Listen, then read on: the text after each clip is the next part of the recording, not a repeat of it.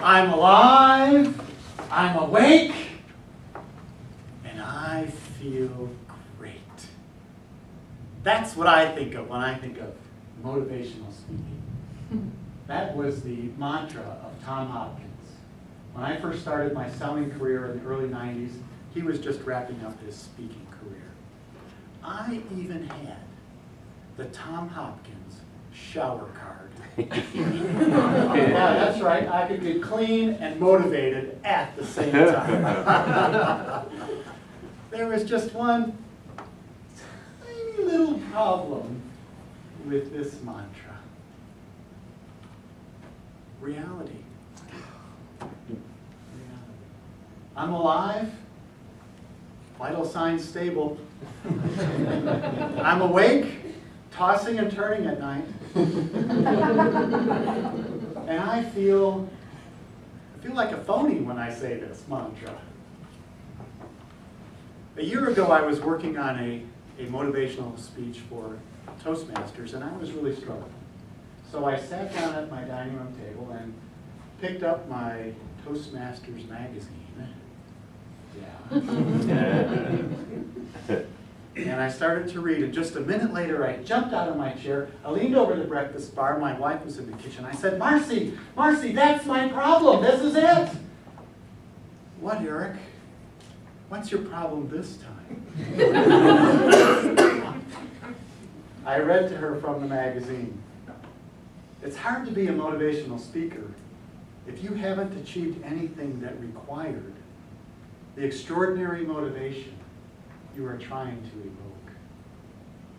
And as I've thought about the challenges that I face, it's never been with extraordinary motivation. Quite the opposite. Marcy, I don't feel like an overcomer. I'm just a hanger-oner. That's your message, she said. That's my message? Have you ever been to Toastmasters? I can't get up there and say, yes, you too, you can just barely hang on. But, Mr. Contest Chair, Toastmasters, yes? That's all I have to offer. Yes, you too can just barely hang on. As I have just barely hung on, I've had two constant companions by my side. Worry and fear. Worry is actually great news. Think about it. You cannot be worried about something that has already happened. What are you worried about today? It's not yesterday. It's tomorrow, isn't it?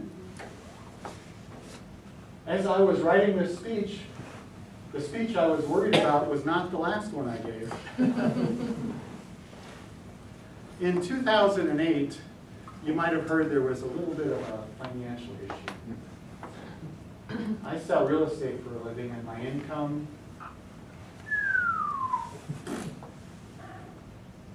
and Marcy and I, we faced some tough choices. And worry crept in. What were we going to do about it? The best strategy that I'm aware of for dealing with worry comes from Dale Carnegie, How to Win Friends and Influence People. He suggests 3 steps. Step 1, consider the worst thing that can happen in your situation. Step 2, just assume it's already happened. Just like wade in all the way up to your waist into that thing. And step 3, work to make the worst better. So in my situation, what's the worst thing that could happen? For me, it would have been losing everything and having to move in with my mother. So in March of 2009, I just resigned myself. In April, I'm calling Mom, we're moving in. And then I went to work to try to delay the move until May. And then to June, and then to 2010, and then to 2011. In the last 5 years, Marcy and I have moved twice. Once was a have to, once was a get to. Neither time was to Mom's place. Worry tells us you're not at the end of your rope. And then fear comes along and says, yet. In 2009, I was sitting in my supervisor's office. I worked for Fran. And I said, Fran, I have got to figure out how to overcome fear. It's paralyzing. And I thought about this a lot. My first conclusion was, you can't just like get rid of fear. You have to replace it with something. Like what? I'm a C-SPAN junkie. So I happened to see President Obama at an awards ceremony. He was presenting the Medal of Honor to a staff sergeant in the Army, the highest honor for valor in the U.S. military. And the president asked, why? Why do those in uniform take such risks?